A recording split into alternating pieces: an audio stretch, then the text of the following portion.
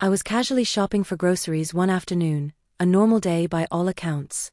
I had my shopping list in hand, mentally planning my week's meals as I strolled through the aisles. It was routine, picking up some fresh produce, scanning for deals, just the usual quiet time I spent taking care of life's errands. I wasn't thinking about anything out of the ordinary. That's when I noticed a man out of the corner of my eye. At first, I didn't think much of it. He seemed like any other shopper, his cart half full, glancing at different items on the shelf. But something about the way he moved suggested he was watching me. It wasn't long before he made his approach. I had just stopped to inspect some apples when I saw him moving in my direction, wearing a big grin. I thought maybe he was just going to ask where something was or offer a polite comment like people sometimes do in grocery stores. But as soon as he was close enough, his words stopped me cold. "I know you," he said, his grin widening. "I recognize you from your OnlyFans." In that instant, my entire body tensed up. My heart raced, and I felt a strange sinking sensation in my stomach. I didn't know how to respond. I was standing there in broad daylight, in a completely mundane setting, and suddenly, a part of my private world had collided with my everyday life. I looked around quickly, hoping no one else was paying attention, but the entire store felt like it was closing in on me. The air seemed heavier, like everyone could hear what was happening even though the man wasn't speaking particularly loud. I tried to keep calm. I've always been someone who can handle themselves in public situations, but this felt different. I felt exposed, as if everyone could see through me, could see the other side of my life that I tried to keep separate. My mind raced as I tried to think of how to handle the situation gracefully. After all, the guy seemed friendly enough. He wasn't being rude or aggressive. But still, the sheer awkwardness of it, the sudden confrontation of my online persona in real life, threw me off completely. He started asking questions about my content, questions that I wasn't prepared to answer standing in the middle of a grocery store aisle. There was something surreal about it, as if I had stepped out of my life for a moment and into someone else's. His tone was casual, like this was a perfectly normal conversation to have with someone you've never met. But for me, it was anything but normal. I was scrambling internally, trying to figure out the right balance between politeness and protecting my privacy. I answered his questions as briefly as I could, my voice steady but my mind spinning.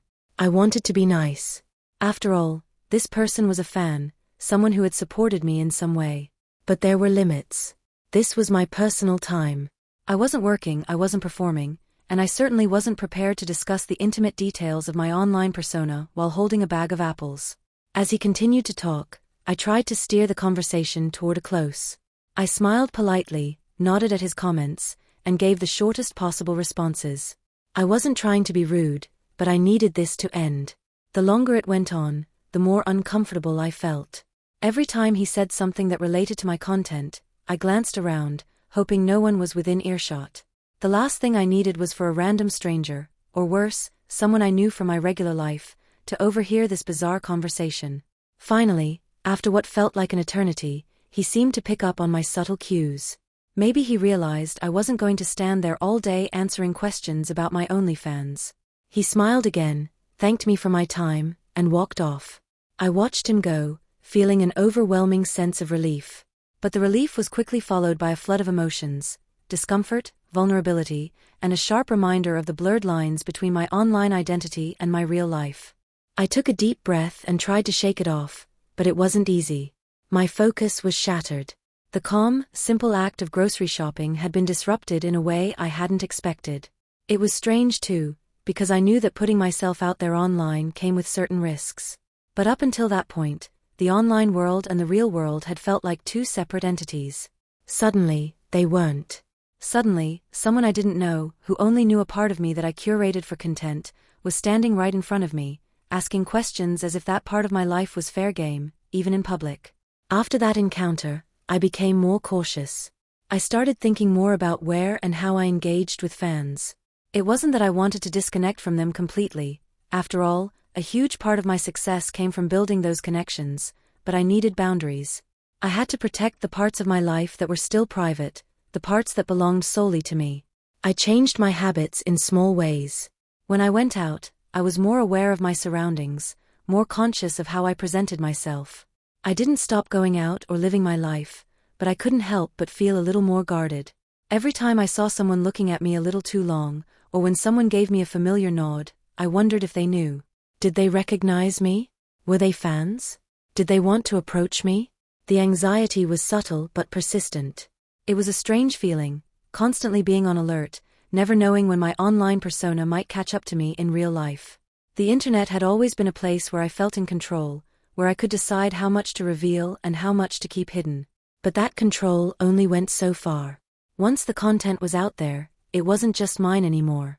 It belonged to the people who consumed it, and with that came the possibility that those people could step into my real world at any moment. Over time, I learned to manage the discomfort.